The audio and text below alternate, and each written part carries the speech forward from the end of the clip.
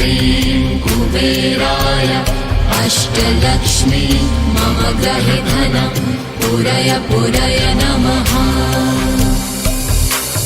ॐ ह्रीं श्रीं क्लीं श्रीं कुबेराय अष्टलक्ष्मी मम गृहे धनं पूरय पूरय नमः। ॐ ह्रीं श्रीं क्लीं श्रीं कुबेराय अष्टलक्ष्मी मम गृहे धनं पूरय पूरय नमः।